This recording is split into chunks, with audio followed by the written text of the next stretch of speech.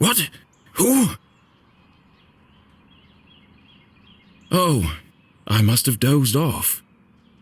Perhaps we need a spot of tea to wake us up. What do you say, Rufus? Yes, quite right. Better get back to work. This book won't write itself. Maybe I should start somewhere easier. I'll come back to the prologue later. The sun rose over another perfect day in picturesque Arthurton.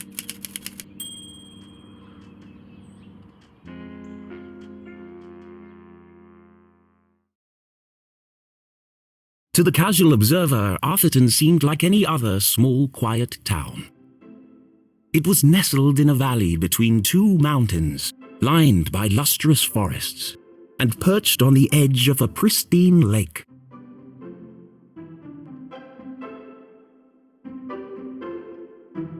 It had a main street with all the essentials, including a place to sip coffee. It had schools, a college, a church, and a police station. It even had a museum no one ever visited. It was the kind of place you might find anywhere on your travels. Typical, maybe even forgettable. But there was one thing in Arthurton that was unlike any other town in the whole world.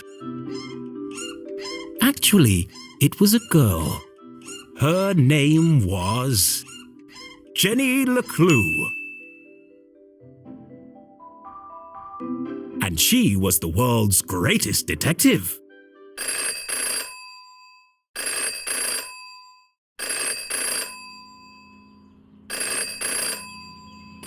Finkelstein residence.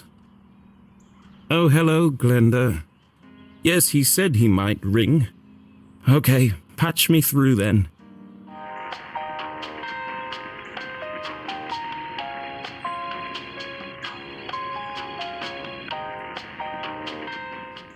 Richard? Yes, I got it. I did, and my answer is no. I understand that, but... Well, yes, of course, but... No. Nothing is settled. I'm not going to do it. It goes against everything my books stand for. No, not yet, but if I could just... Please, listen to what I'm saying.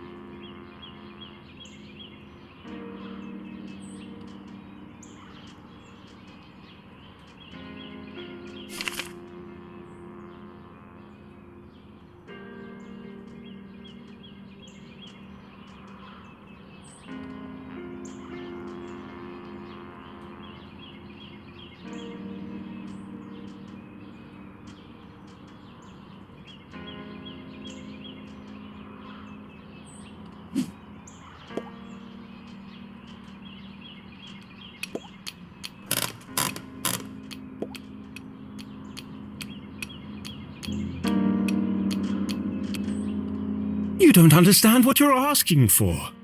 You want me to turn Jenny's world upside down? Kill off my characters and destroy everything I've built over the last 30 years? Fine. I'll give you what you want, but I warn you, I'm a stream of consciousness writer, and you have unleashed my fury. Good day, sir.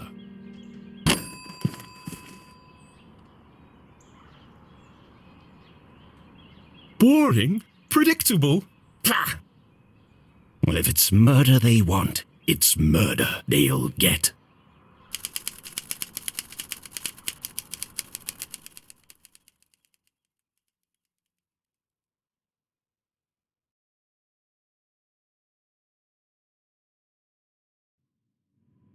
It should have been another perfect day in Arthurton. But today was different, and nothing would ever be the same again. To begin with, Jenny LeClue was dead.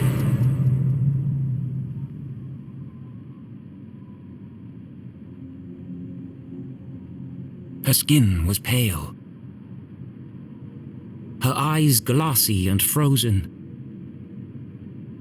What cruel fate had befallen our beloved detective?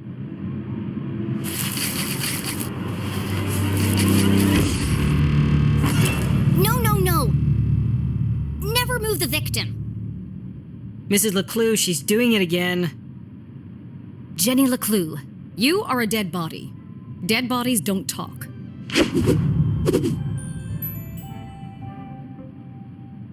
But he's doing it wrong.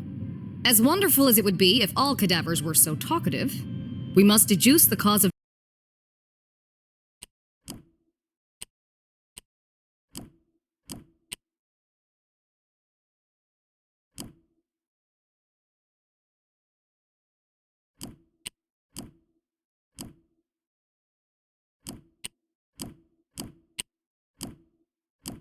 death without their help. With only the evidence laid before us, we build a picture from the fragments left behind. We collect clues, interpret the data, and solve our puzzle one piece at a time, until it feels as if the victim is speaking to us. But Jenny is right, Jonathan. You mustn't disturb the crime scene. Vital evidence could be lost. Sorry, Mrs. LeClue. Okay, you've all had a chance to study the body? Who can postulate how she met her demise? Ooh, me. I think it was an accident. Yeah, she obviously wasn't looking where she was going. So she slipped on the wet floor. And cracked her head open. Like an egg. And then she bled to death. Really? How can you tell? Well, there's a giant pool of blood around her head. Yeah, I know. I was being sarcastic. Oh. Actually, you're both wrong. What? It was cold-blooded murder. Murder? Don't be ridiculous. Where's the murder weapon? There's no evidence anyone else was even here. Oh, yes, there is. It was murder. And I can prove it.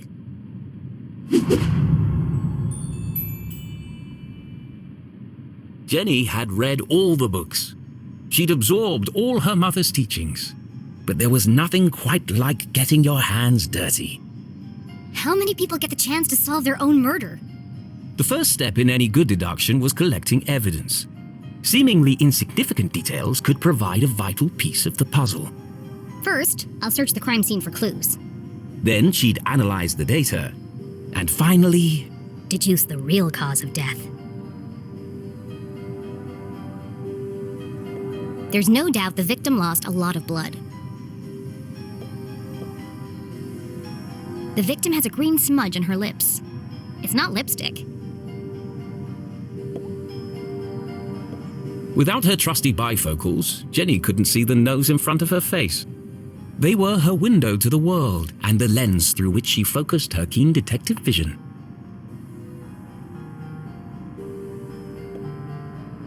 What a waste of perfectly good coffee. Jenny's love for coffee was almost as strong as her passion for crime solving. Chalky green residue on the rim. Smells like burnt matches. Jenny's blue sweater was scruffy and quite uncomfortable, but her grandmother had knitted it, and so it was her favorite. The more it itched, the closer she felt to her.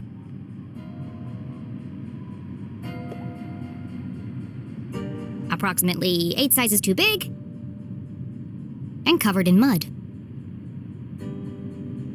The floor is wet and slippery, but also immaculately clean.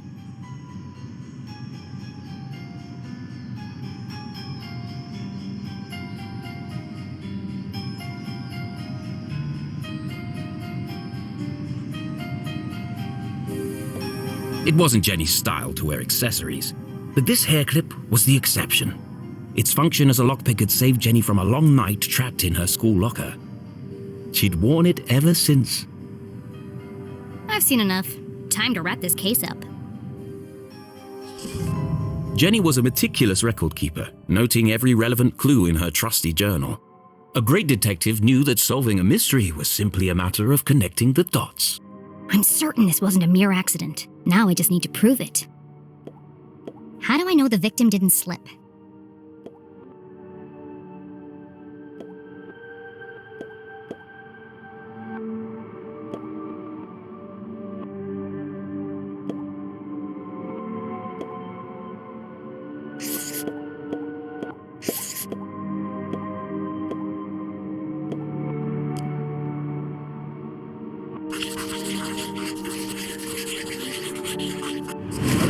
The victim's boots are filthy.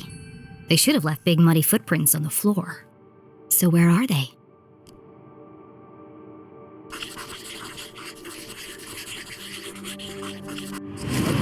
Either someone washed away her footprints, or she was carried here.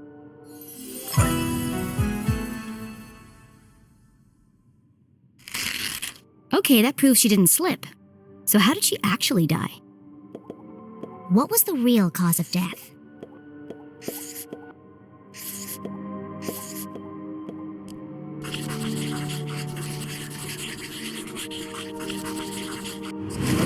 There's a green residue in the bottom of the victim's coffee cup. It smells of burnt matches. Phosphorus. Also found in common garden fertilizer.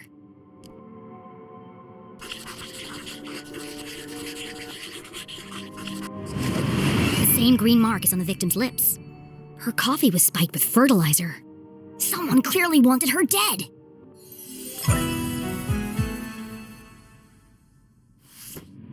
Ah, the case of the dead lab assistant. Gone before her time. Was it poison? Yes. A blow to the head? Yes. An accident? Certainly not. No footprints in an unshattered mug? She was killed somewhere else and carried here. This is the story of a scorned ex-lover. Jenny? The gardener enacting his revenge. Jenny! A deadly brew of fertilizer and caffeine coursing through the veins. That's quite enough, thank you. What happens to the gardener? Is this gonna be on the test? Remember, class, even the smartest criminals make mistakes. This is how we catch a killer. But what's the point of all this? Yeah, there hasn't been a murder in Arthurton in years. Every town has a dark side, even Arthurton. By doubting, we are led to question. And by questioning, we arrive at the truth. Okay, that's all for today. Don't forget, next class is our field trip to the morgue. So have a light lunch.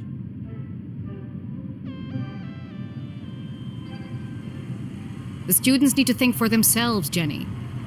That's why they're here at Gumboldt. To learn. I just figured we all had places to go. Speaking of which... And where are you off to, young lady? I'm a dead body mom, remember? Dead bodies don't tell. See ya! Wait, before you go, I have something for you. Cool! What is it? If I told you, that would spoil the fun, wouldn't it? The LeClues didn't simply hand each other presents. They hid them. It was a family tradition, and Jenny had developed a sixth sense for finding them. With her trusty magnifying glass at her side, nothing eluded her.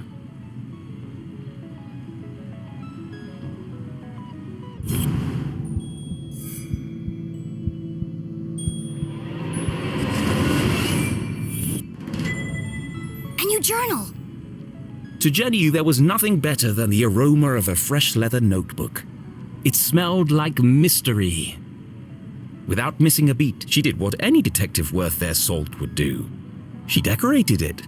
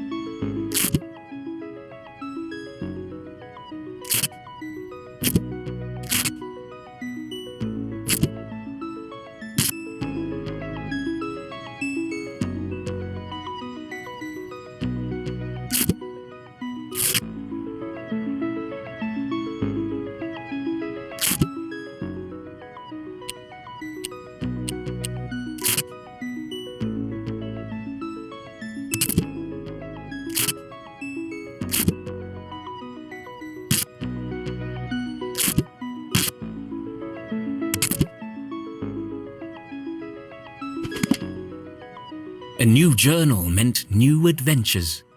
She imagined all the thrilling cases that would soon fill its pages. And on the first page, her mother had written an inscription. A great detective never gives up. Love, Mom.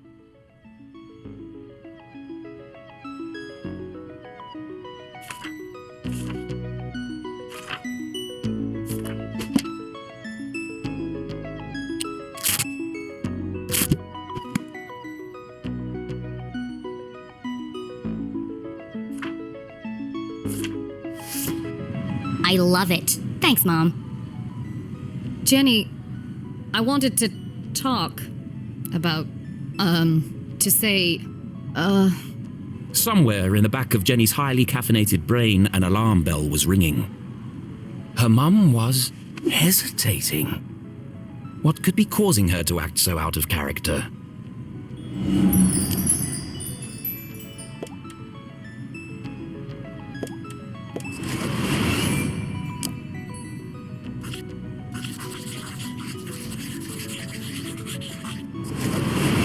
Crossed arms.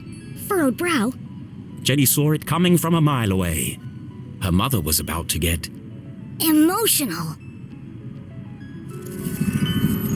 I've really gotta go. no, Jenny, wait. I need your help. What? Really? Jenny couldn't believe her ears. It was extremely unusual for her mother to ask for help. It must be something very important. Tracing the steps of a deranged killer? A cold case that only someone with Jenny's expertise could solve? I've misplaced the students' essays on decapitation. See if you can find them for me before you leave. I have to run. Wow, the case of the misplaced papers. Are you sure you want to trust me with such a complex task? I have no doubt you'll be able to find them. They're around here somewhere. Jenny was unsure if her mother was unable to detect sarcasm or just really good at ignoring it. Okay, Mom. I'll find them before I leave. On one condition. Yes? You have to let me help grade them. One of Jenny's favorite pastimes was grading papers. Nothing pleased her more than giving a big shiny F to an overconfident student. Don't push your luck. Please. Okay. Yes. Find the papers and go straight home. But I'm meeting Keith tonight. No buts, remember? Oh, I'm sorry. Maybe I'm still feeling the effects of being poisoned for your class. Well then, I have the perfect antidote. You're staying with your cousin this weekend, and you still need to pack. This again? Look, I've considered your offer, Mom, and I'm going to have to decline. I'm old enough to take care of myself. I'll be back late tonight. There's meatloaf in the fridge.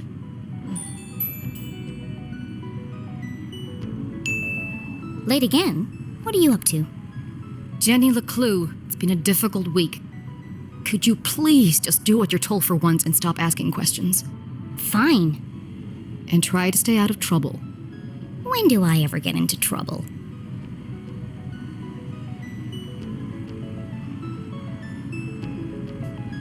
All right, let's find these papers and get out of here.